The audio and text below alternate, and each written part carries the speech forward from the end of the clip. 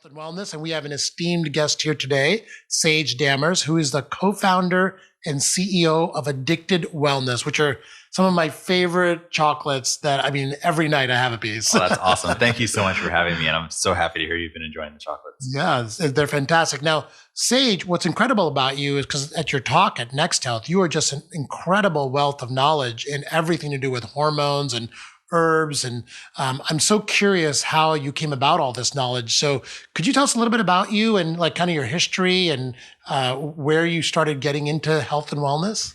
Absolutely. So I was growing up here in Southern California, and I was raised as a vegetarian, but not a healthy one by any means, as you and I were chatting about the other day. So it was kind of like 5 nights a week of basmati rice and tofu. And then like one night of pizza and one night of pancakes or something like that. So it wasn't the best. It was a lot better than maybe having a McDonald's. And my parents certainly had an understanding of organic is better than conventional and things of that nature. But it was a lot of carbs, a lot of sugar. And I kind of knew growing up that my health and well-being and vitality were not the ultimate that they could be. I sensed there's got to be a higher level than this. And when I was 18, 19, there was a local guy in the community who was super fit, really healthy and full of vitality. And he had this product line that was kind of a mix of hemp protein and spirulina and chlorella, some other Western herbs like milk thistle and things like that. And I wanted what he had. I wanted to have that kind of energy and health. And he was like in his 40s and looked like he was 30. And I was interested in longevity. So I said, let me experience some of this. And I didn't know what I was doing. So I just kind of made these smoothies with this mix and some Tropicana orange juice and some frozen fruit every day. And I started having it every day. And before you know it, I started having this amazing mental clarity. I'd never experienced this before, just feeling incredible, amazing energy, could just go surf for like 4, 5, 6 hours. And this was a whole new level that kind of what I sensed was possible, but never experienced. And this just totally blew my mind and opened me up to the idea that if this was out there all along and I didn't know about it, what else have I been missing out on? So that shot me down like a 10+ year rabbit hole of learning more about raw foods and superfoods and Chinese and Ayurvedic herbal systems and different health practices and hormones and neurotransmitters and everything in this whole genre. And the more I learned, the more I would incorporate into my own life, the better I would feel, the more I would be motivated to go learn more. And this benevolent cycle just kind of kept spinning around and around. And things continued to get better. I spent time around people who knew a lot more than I did and just soaked up the information and traveled around the world. And eventually, actually quite early on in the journey, I learned how to make raw chocolate, which to me was so exciting because for me, I will eat or drink anything. If it's good for me, I don't care what it tastes like. It can be pure shilajit, which is a mineral pitch that's secreted out of the Himalayas. And it tastes horrible, but it's so good for you. I love it. But for most people, if it doesn't taste good, they're not going to touch it. So I realized that if I'm going to be able to share my passion for this and the benefits with other people, I'm going to have to figure out a way to get it into them and make it taste good. And it has to taste better than the stuff that's bad for you. So I realized chocolate is such a great gateway health food because it's not only the highest natural source of antioxidants, highest natural source of magnesium, highest natural source of chromium, very high in zinc and iron, but it also has these bliss chemicals in it like serotonin and anandamide and phenylethylamine, the love bliss chemical. And then it also acts as a great delivery system for the greatest herbs in the world because it's a vasodilator, so it drives the herbs deeper into your system. And it's also somewhat of an MAO inhibitor, so it allows the herbs to stay in your system and keep working for longer than they naturally would. And then if you can go the next step further even and make it sugar-free so it's not spiking people's blood sugar and causing this, blood sugar roller coaster, and they can stay in ketosis if they're into the kind of like the ketogenic diet as so many people are thriving on these days, it can support their health on every level. So eventually that became the company that we have now, and we have, various other products and elixirs and individual herbs, but that was kind of the cornerstone of it. That's an amazing story. I mean, and just to be clear, like the chocolate that you're talking about is not the Hershey's chocolate on the shelves in the CVS, right? This is like... Right. So we use exclusively heirloom Aruba Nacional cacao beans. And this is a heirloom variety of cacao that represents less than 1% of the total production of cacao. It's the elite of the elite. Now you have normal cacao. The most common kind is a variety called CCN51. And this is a hybridized cacao bean that was created in the 70s to be able to withstand a lot of the diseases that cacao is susceptible to. But it is a small tree and grows only in like an open field, needs lots of like care and pesticides and things like that. And it produces 4 times the amount that a normal cacao tree would. So from a pure business standpoint with zero care for health or ethics, it's great. But it's cacao-wise, the quality is low, the taste is not there, the minerals are not there, you're monocropping. Whereas what we have grows only in an intact rainforest environment, in volcanic soil, and you're essentially incentivizing the local people to take care of the rainforest and be good custodians of the land, because that's how they're able to make money, because the cacao can still grow in the rainforest there. So it's just such a win all around. And you can only get as many minerals in a food as there are pre-existing in the soil. If the soil has been overworked, there's not going to be a lot of minerals getting into the food. If you're growing in this mineral-rich volcanic soil that has minerals that have been brought up from deep within the earth, you're going to have something pretty different. Wow.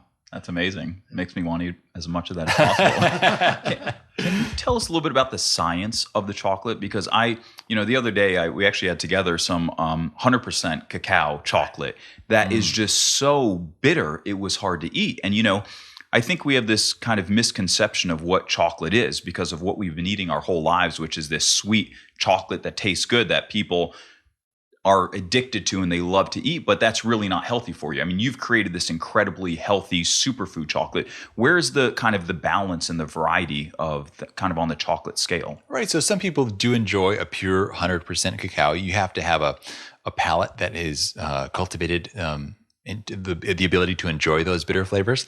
You can liken it to having like wine or for some people beer or things like that, where somebody tastes like a red wine for the first time and it just like they're not necessarily enjoying it, right? When you're young and you just like taste one like whatever, but your tongue becomes desensitized to some of those harsher flavors, and you gain the ability to taste the subtle flavors underneath.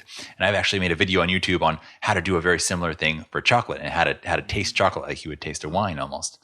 And it just creates such a different experience. But anyways, once you're having that dark chocolate for a while and you become desensitized to the bitters, you can taste the subtle flavor notes that are in there, and it becomes a much more profound experience. It's like even when you go outside from being inside on a bright day, suddenly you just see all this bright light and you can't really open your eyes, like, that's so harsh. You stay out there for a little while, your eyes adjust. You can see all the beautiful things. Like you could walk out onto the most perfect beach and your eyes are not adjusted to it, and it's harsh, right? You get used to it. Wow, this is a beautiful beach. But in our chocolate, we wanted to lower the barrier to entry. We wanted to make it perfect for people who aren't necessarily wanting to have 100% pure cacao chocolate.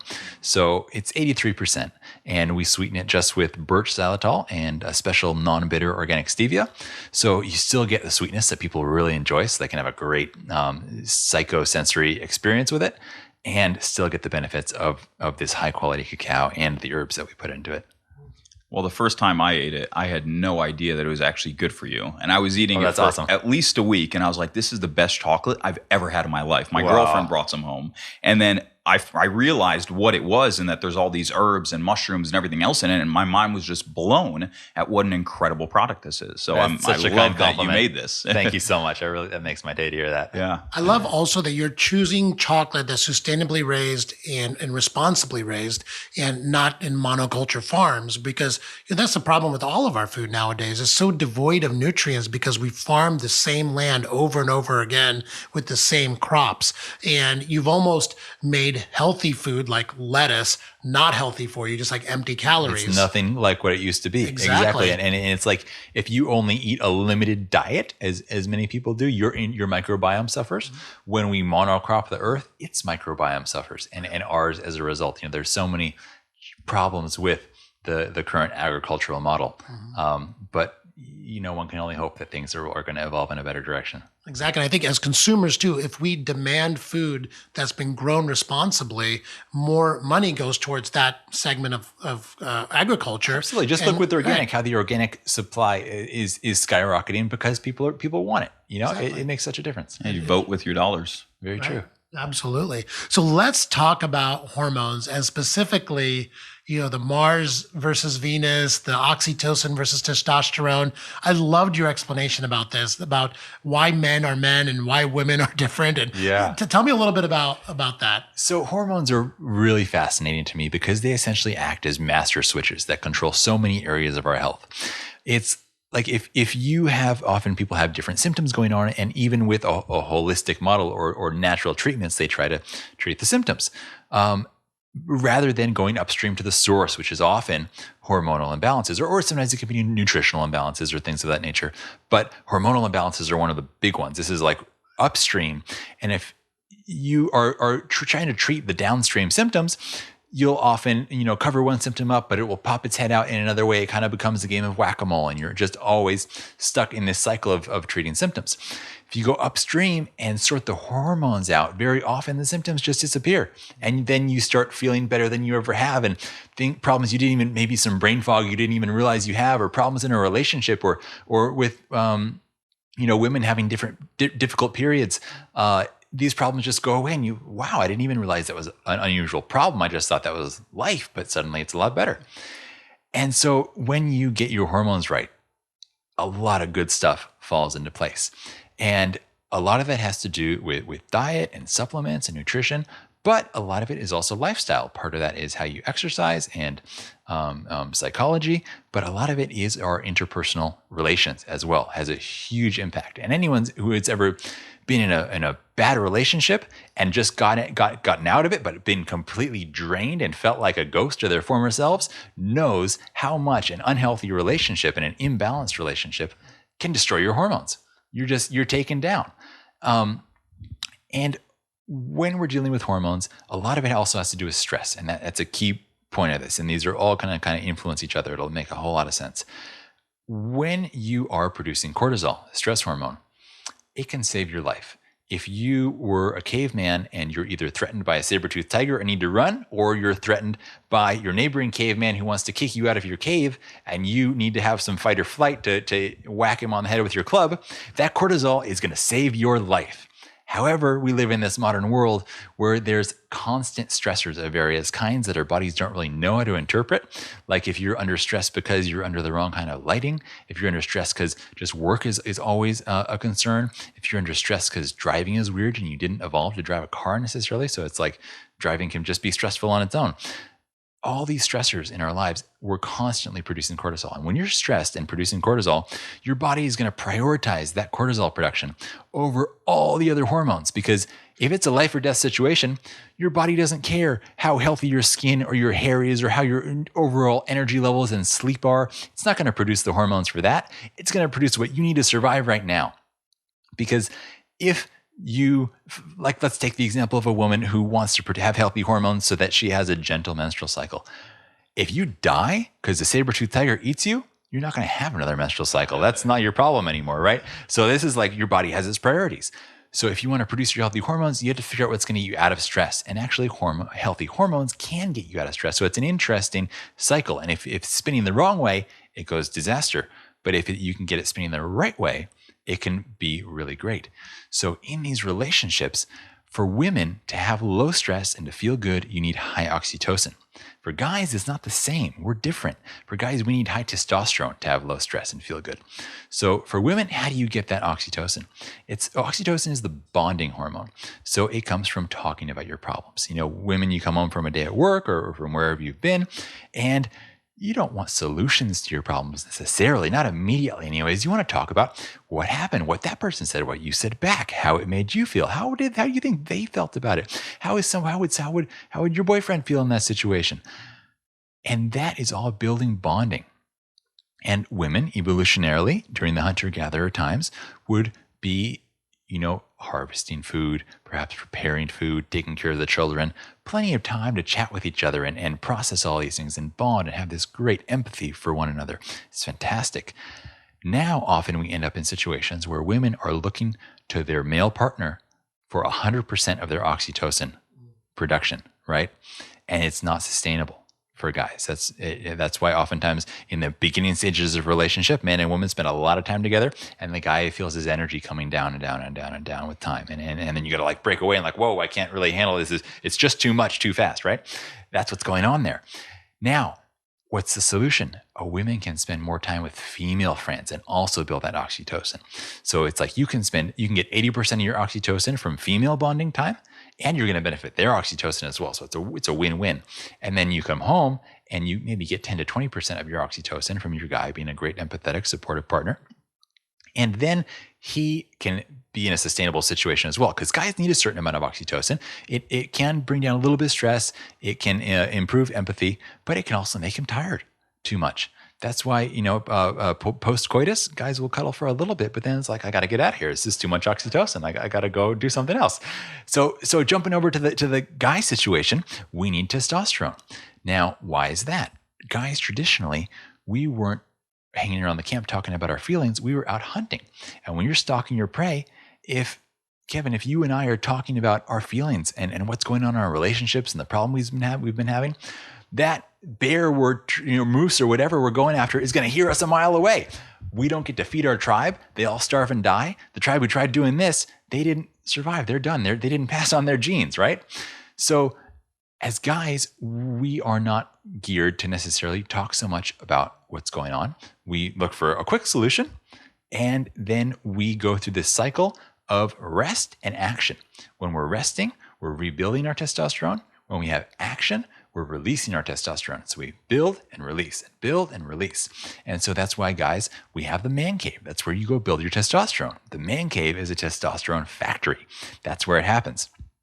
Then so you're building it, and then you go do something. You problem solve. You go fix the toaster. You work on your car. You go out to work. You go out and conquer the world. You go do physical activity. Testosterone gets released, and you have this great cycle.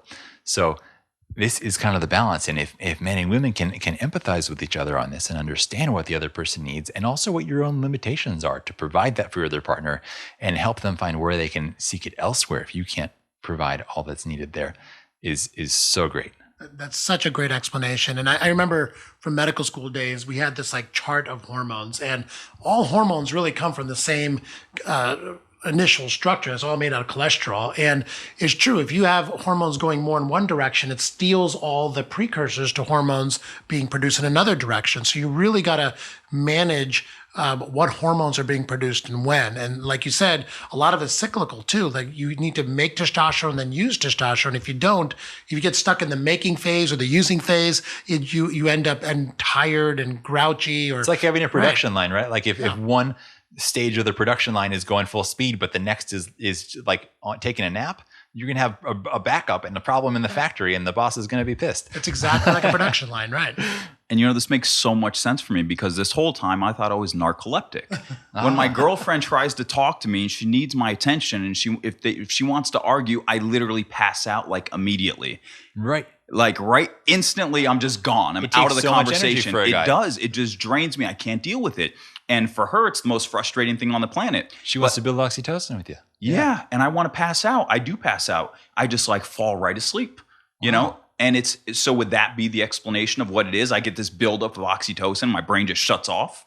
It's possible. It's everyone has such individual biology and chemistry and underlying issues that it's reasonable to suppose that could be a strong factor at play. Got it. Yeah. Okay. So I feel better. At least I especially can say depends on time of day. Like it'd be interesting to see if say it's earlier in the day rather than later when you're tired and you just need to go rebuild testosterone. Mm-hmm. If it's at a time when like you're feeling great and you're like strong and full of vitality, is it a bit easier for you to be a good listener and talk about the things? Yeah, I'd say so. Say so. These conversations typically end up a lot of times at night, because during the day I'm always working, I'm gone, I'm busy. So at night is the opportunity to get together and talk if these things are going to come up. But again, for me, it's like it's an off. That's when you want to go to the man cave, because you need to rebuild testosterone. You've been out releasing it all day, doing your thing, and you need to go rebuild. One thing that can be very effective is work out a system in your relationship where you come home and you're allowed to go into your man cave, whatever format that may take, as long as you need, and then you come out. And if she allows you to do that, likely you will come out a much better man, ready to listen once you've had time to go rebuild. Got it. I'm gonna take this strategy home and try it. I like that there's a scientific explanation to it all. But I also love how you said that, women need certain levels of oxytocin. They can only get 20% maybe from the relationship. Having that social bonding experience, it's so important for women. And for women that are not feeling great and they're not feeling happy and energetic, maybe they need to get out and do some more social things, right? Maybe they need to. We, like in my relationship with Ana Blanca, we have what we call Female Fridays. Where on Fridays we or at least once a week, if not on a Friday, but often on Fridays, she goes and spends time with female friends. And gets that female bonding time in. And because we work together, we live together, we do so much together, but we also make sure that she doesn't become entirely reliant on me. I give as much as I can, but we want this to be sustainable for many, many, many, many, many years. So we make sure that it doesn't entirely have to come from me, that there's other sources as well. That's amazing. So I love that explanation. And I think there's more that we can unpack over there, but I wanted to also talk about stress in your adrenal glands and your thyroid gland, because people don't realize all your hormones and all your glands are intimately connected to each other. And levels of thyroid affect your sex hormone levels and affect your stress hormone levels as well. So tell me a little bit about the thyroid gland and how that affects your day-to-day activities and how you can manage that. Yeah, so the thyroid, not many people actually even know where it is. It's located right around your throat area, at the base of your throat on either side. It's kind of like a butterfly shape. And it is one of the first components of your hormone endocrine system to suffer from stress. It's very sensitive to stress. And the challenging thing with the thyroid is many people get their thyroid tested and their doctors will say, oh, your T3 or your T4, whichever they're looking at, looks fine. You're okay. Now, their range for what is acceptable in mainstream medicine is very wide, as well as they don't really run all the tests. You really have to look at T3, T4, reverse T3 uptake, TSH, thyroid antibodies in case somebody might have Hashimoto's. There's so many directions in which things can go wrong, and it's only really being looked at by most doctors from one angle, and then with a very wide acceptable range of where it can be. Most doctors just check a TSH level and they're done. Right. And I used to do thyroid surgery. Oh, wow. And I would get, I've removed hundreds of thyroid glands in my time, believe it or not. Yeah. And what I found a lot of times is they get a TSH, they refer them to a surgeon for a problem. And so we end up getting all those lab tests, which are so important. I would say 20 to 30% of people have a thyroid disorder that's undiagnosed because of the amount of stress that we have in our lives now. And one of the tests we do at Next Health is a full thyroid panel. So we can diagnose Hashimoto's, so we can diagnose. And you're absolutely right about those reference ranges. Unfortunately, labs give you a reference range that is so wide. And those are really not optimal ranges. You want to get optimized, not just be barely functional normal, And so just because you can barely drag yourself out of bed in the morning and you got brain fog and you're gaining weight, like that's not okay. Exactly. You got to do something about that. Right. And what you said before too about, this whack-a-mole with symptoms and treatments, right? I can't tell you how many thyroid patients we saw that were given Ambien because they couldn't sleep. And they had a million other symptoms, but all they were taking was Ambien for the sleep issue. And then you check their thyroids and you find out that the thyroid is off completely, and you end up helping their brain fog, their hair, their skin, their sleep, all of it. They never plays did out Ambien. in so many different ways when you have thyroid problems. And I've experienced the same thing just being in the health world as well. People will have undiagnosed thyroid problems for 10, 15, 20 years, finally get to a doctor who tells it like it is, and suddenly all these problems are magically disappearing. What a miracle. And how easy is it to correct a thyroid issue? Well, there's different approaches, right?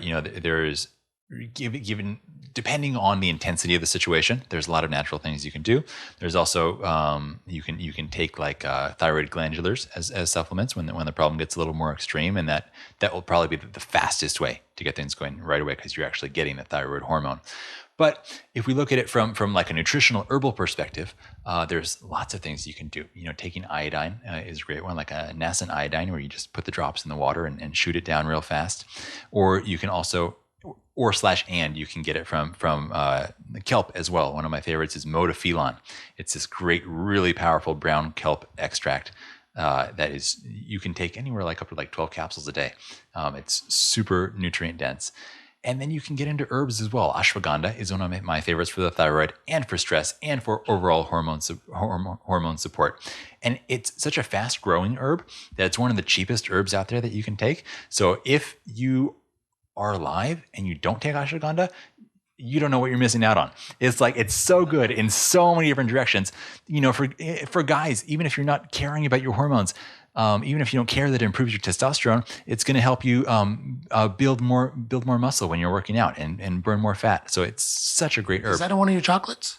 Yeah, we do it in quite a few actually. So we do it in our energy chocolate and our tranquility chocolate because it improves your natural energy production, but also is calming at the same time. It brings down the stress. And then also in our focus chocolate, because they've actually shown that in your brain, when you've had mercury toxicity and the dendrites, kind of like these tree branches in your brain have died off, that ashwagandha can actually help them grow back. It's amazing stuff for the brain and for focus and cognitive health.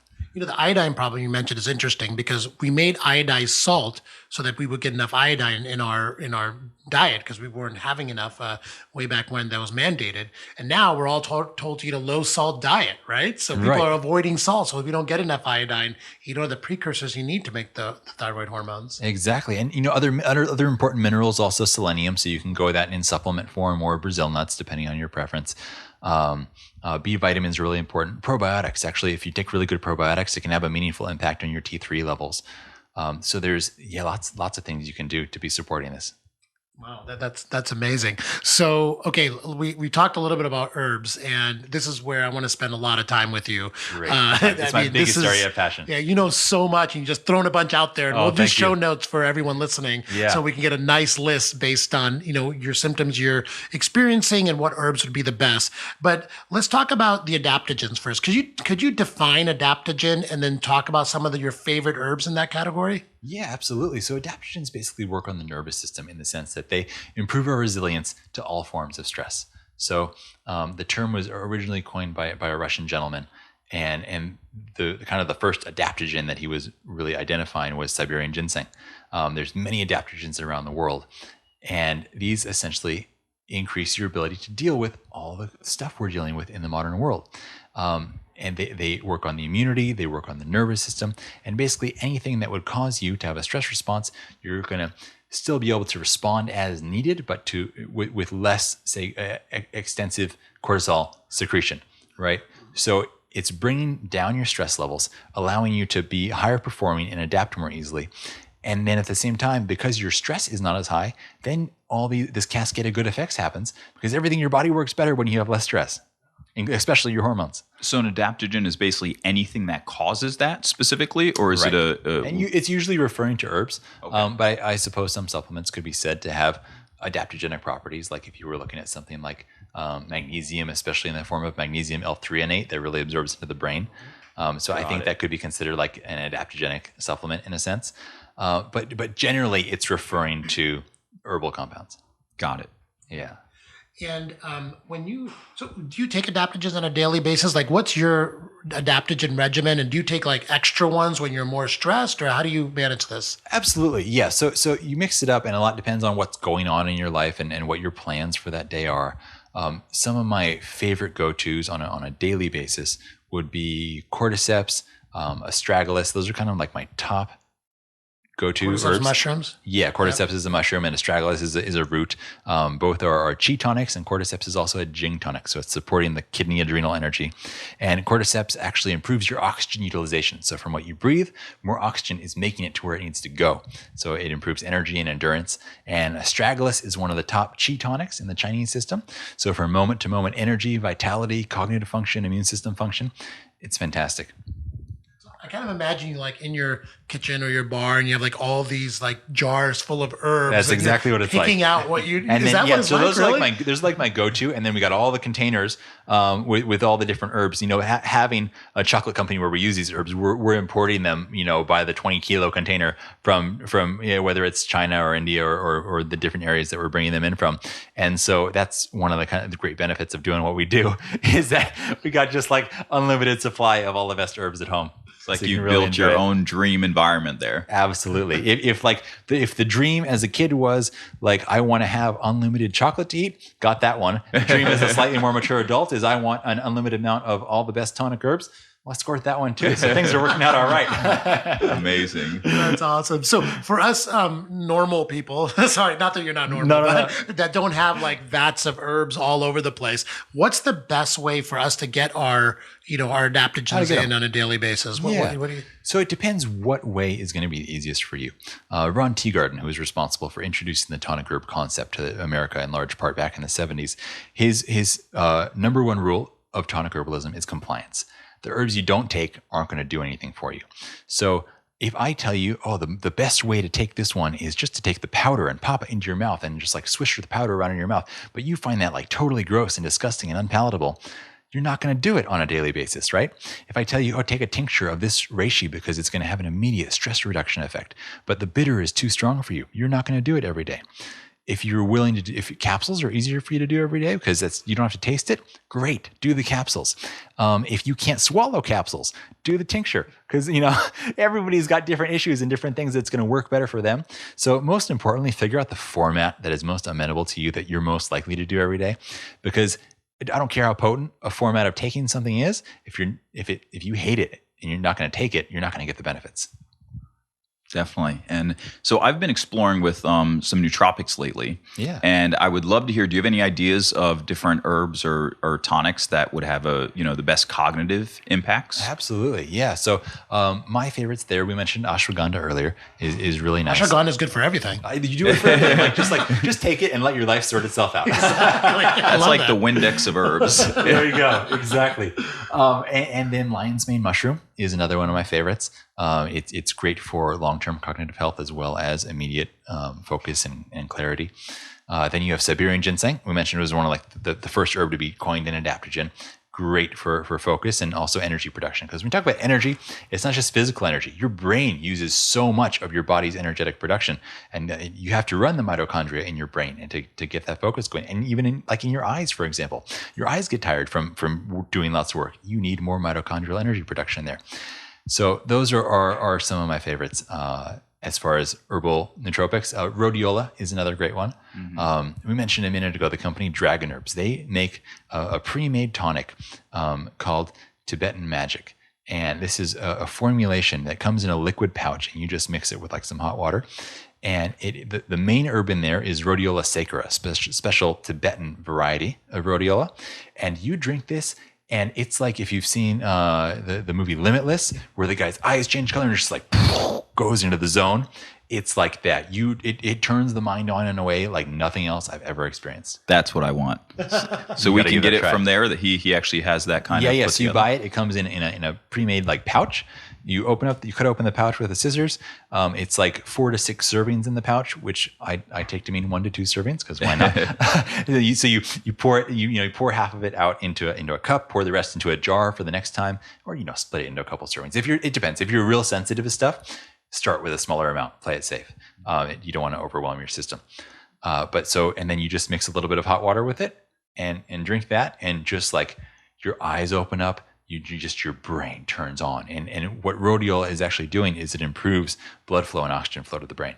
That's amazing. Yeah, I think a lot of the nootropic supplements have all the herbs that you mentioned in it. Very commonly, There's this one called Qualia that has hundreds of these herbs and also actual nootropics in it as well, all mixed together. Right. But my theory is it's probably safer to do some of this with herbs that are natural rather than taking meds for like ADD or some of the stuff that people my take as right? well. And even when it comes to like, I'm not opposed to some of the more chemical style nootropics that are out there, but I will always have a preference for the herbs because it's not just one compound that you've synthesized and are taking in. It's a whole host of compounds with their naturally occurring biological cofactors that nature has kind of evolved to be there with them. And there's a sense of a highly functional, some might say an intelligent design to these things, whether it's come through evolution or whatever theory you have. I just feel like it's always going to be safer because as much as we think we understand the chemistry of the brain to be able to take individual compounds and plug them in, there's probably more going on there than we'll realize. We'll probably look back in 30 years and say, whoa, there's a lot more going on in the brain than we thought. It's kind of like, a lot of people think that marijuana is just THC and CBD in whatever ratio, but there's a million other chemicals in that plant that make it do what it does, right? It's the same thing with herbs. There's thousands, millions of chemicals in there that give it its potency and its powers. And we're never going to figure all that out. Whereas a medication, or pharmaceutical is just one chemical. Right. And, like you said, nature does a much better job of being a biological factory than a laboratory can. Sure does. Yeah. And what's your opinion on marijuana and CBD? Depends on the individual. I am personally more excited about CBD than marijuana as a whole. Of course, it depends what form you're taking it in. Probably smoking things is never the best way to do it. If people are using medicinal cannabis for certain major diseases, that's very interesting. For things like seizures that have been so well documented and how effective it is, and also life-threatening diseases, amazing. That's like, what a blessing to be able to have that. And that finally it's becoming more accepted and available without having to worry about going to jail because you're trying to stop your kid from having seizures. I mean, geez. CBD is more exciting to me for use on a daily basis because it doesn't slow you down. It has such a great neuroprotective effect. Of course, as anything that is in its early stages, you really got to hunt around for the quality because when something is suddenly becoming hot, everybody kind of jumps on the bandwagon. So you want to find one that doesn't use, if possible, any solvents in the extraction of the CBD, because the last thing you want is like hexane and methane coming in with your CBD that you're taking for nervous system health, and it's just going to end up giving you a headache. Yeah, absolutely. So let's switch gears a little bit, talk about our toxic environment and talk about herbs. I mean, I use herbs as a mainstay for detoxifying whenever I need to. But tell me a little bit about what are the most common toxins that we encounter in society now? I know there are millions of them, but some of the main ones we need to think about. And what herbs we can use to address the buildup of these toxins in our bodies. Right. Yeah. So toxins are coming from all angles. We live in a really crazy world these days. And your body does have certain natural detoxification abilities. And some people will say oh, your body knows how to detox. It can handle it all. You don't need to worry about it. Well, the thing is, our body did not evolve to deal with BPA. Our body did not evolve to deal with phthalates. Our body did not evolve to deal with glyphosate, which is probably the worst. But thank goodness that finally that is being understood and the makers of Roundup are being made to pay for it and hopefully create a kind of a different future for us. I saw a big court case that somebody won for a few $100 million, right? Yeah, $289 million. And apparently that's one of thousands of pending cases against them. And I know everybody was really freaking out when Bayer acquired Monsanto or when they did the merger because they thought, the two devils are coming together to be one big bad boy. But what if, and this is just me being optimistic, but what if Monsanto ends up being the poison pill that Bayer swallowed by accident and ends up taking them down? Right. What an amazing turn of events that would be. One can only hope, right? So there's all kinds of toxins out there. Now, the interesting thing is a lot of these are very similarly shaped to our hormone molecules. And they are actually things like glyphosate, things like BPA and phthalates. They're able to fit into our hormone receptors and they act almost like estrogens, strangely enough. And what happens here is your hormone receptors, think of it like a game of musical chairs. There's a certain number of seats and you got a lot of hormones and now all these other foreign compounds, which are called xenoestrogens, competing for those seats. If you get some of these seats filled by xenoestrogens, your healthy hormones, your oxytocin, your testosterone, your beneficial natural estrogens are not able to get in there and have the beneficial effect that they potentially otherwise could. So avoiding these is essential, and then figuring out how to detoxify them once they're in your system is also very important. It's ironic, phthalates, which I mentioned a minute ago, are often found in perfumes and colognes, which people use to be quote unquote sexy, right? Meanwhile, they're totally interfering with your sexual health. It's like so nothing could be further from what you're actually trying to achieve. You might smell in a way that could attract somebody, but then when things don't work, congratulations, that didn't really work out for you. So what can we do about this, right? So there's definitely herbs that we can do to support healthy hormone production. For women, things like white peony and shatavari and ashwagandha. And then for men, you have, for example, Hoshu Wu and cordyceps, and also ashwagandha there as well, Tongkat Ali, tribulus. But it's still going to be hard if the seats are filled by these toxic estrogens. So we got to figure out how we're going to get them out of here. One of the greatest ways to do it is two kinds of supplements, and they're often combined together: indole 3-carbinol and DIM, diindolylmethane, that are great at detoxifying these unhealthy hormones. And that's, you can get it as a little capsule. You start taking it every day, and it can, within even like 30 days, it can do wonders for the hormone balance. We use DIM actually for people that are on testosterone replacement to avert the conversion to estrogen, right? Exactly. Yeah. So it works really well for aromatization. So yeah, and that's kind of like aromatization for people who haven't heard of it. Think of it like Star Wars when Anakin Skywalker becomes Darth Vader. It's a good, strong guy going over to the dark side. It's when we have this enzyme called aromatase, which we produce more and more of as we get older, and it turns the good hormones into bad hormones. It brings them over to the dark side. So like you mentioned, DIM, great aromatase inhibitor. And so that's another way we're ending up with bad hormones filling the seats, is that we have aromatization going on more and more as we age. Speaking of aromas, I've been trying to figure out a natural deodorant situation, and it's really tough. And yeah, is there an ashwagandha deodorant, or is there a deodorant that's natural that actually works? I have a couple solutions to that one. There's a great one that I've recently been using that the name of it is slipping my mind. I'm gonna have to get back to you with this, and perhaps you can put it in the show notes for people listening. It's a rub-on stick that is fantastic for eliminating the odors. There's more and more coming out that also incorporate like activated charcoal and things like that will help absorb some of the toxins and bad bacteria in your armpit environment. And then also adding in good essential oil-based beneficial aromas that, even if you are producing a bit of man scent, will kind of blend with that to create like a healthy man smell that can actually be quite attractive. I love Living Libations. They have a line called Poetic Pits. My favorite one is called the Radiant Earth Poetic Pits. It's just a little bottle of essential oil. You just do like one swipe under each armpit, and they're amazing smelling. Yeah. Excellent. Well, I've not tried any of those yet, so I'm excited because I've been trying to figure. I feel like this is such a big problem that a lot of people have been facing, especially lately. It's been a pretty big topic. Finally, people have been talking about, how toxic deodorants are. Absolutely. The iron, everything else that's in there. And I know a lot of guys that are all trying to figure this out. They're all, on Amazon searching what the top natural deodorants are. And I just keep hearing about how, no one's succeeding. It's just hard to find one that works. And same with makeup for women. I mean, women are having a really tough time finding makeup that's not just full of toxins. And so I think there's some companies that have been providing recommendations and actually putting all these together that you can go to one website, right? Yeah, EWG, Skin Deep. They've got a great database where you can look up products, and they tell you what toxic ingredients are in there. They rate it from 1 to 10 depending on the toxicity. You can also, if you get a clean product and you see one ingredient on the list, you say, I don't know about that one. You can search individual ingredients and they'll give you the toxicity profile. Right. So that can be really helpful. And there's lots of great companies now coming up to meet the demand. Like we said, you vote with your dollar. People are voting. And so you have companies like 100% Pure and companies like this that I just know because I see Ana Blanca using them that are creating really clean, healthy mineral, for example, like mineral-based makeups.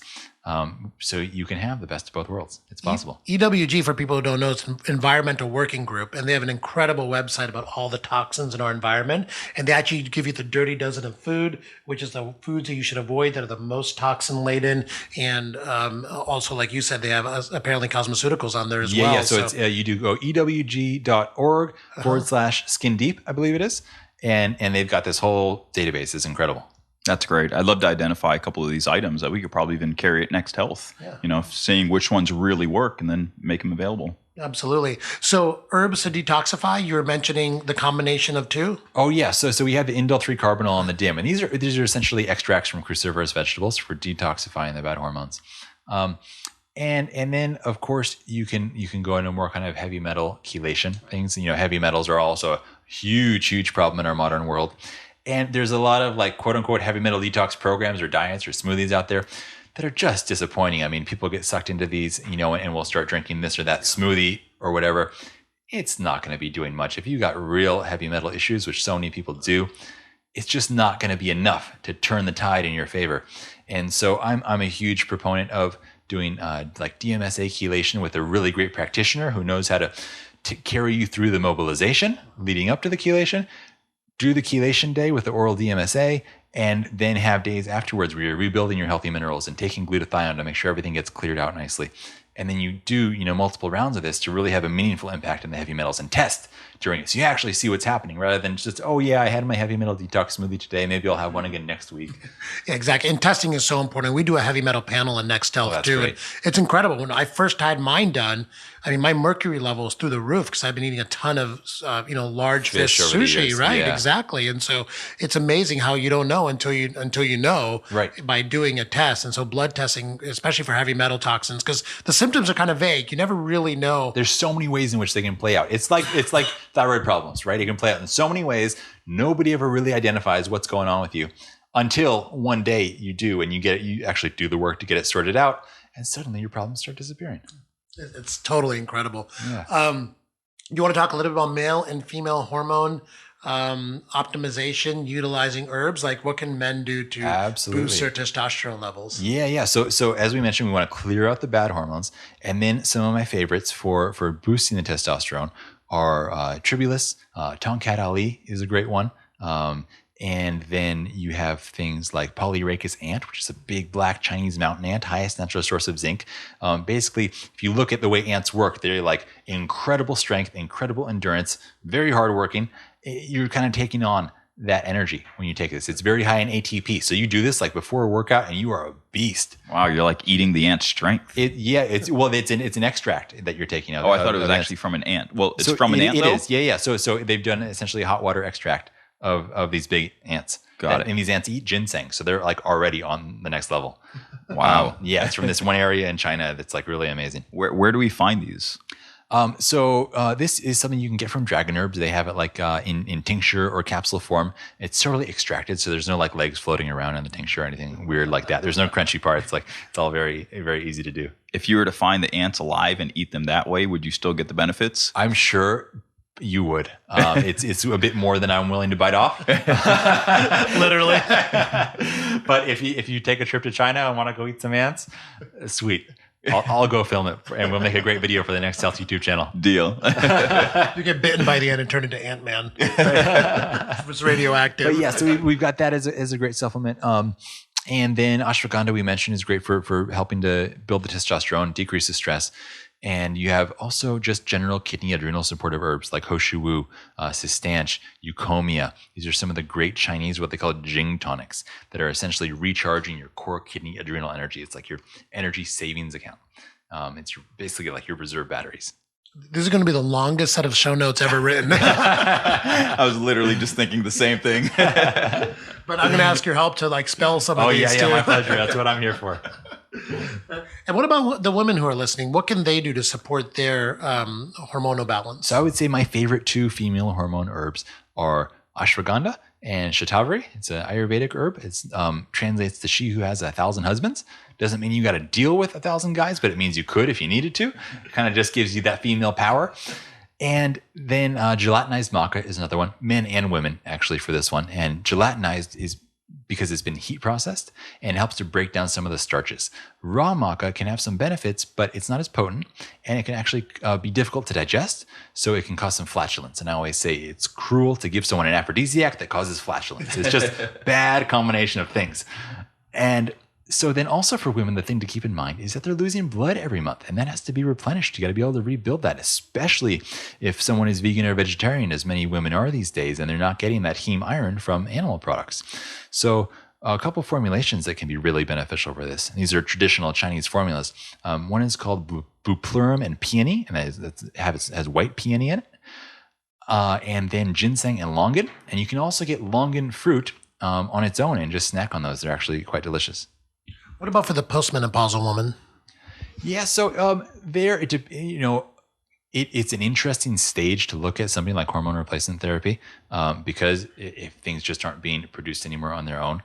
You can also look towards something like Jace tree berry, deer antler, maca. It can still be supportive during that stage of life.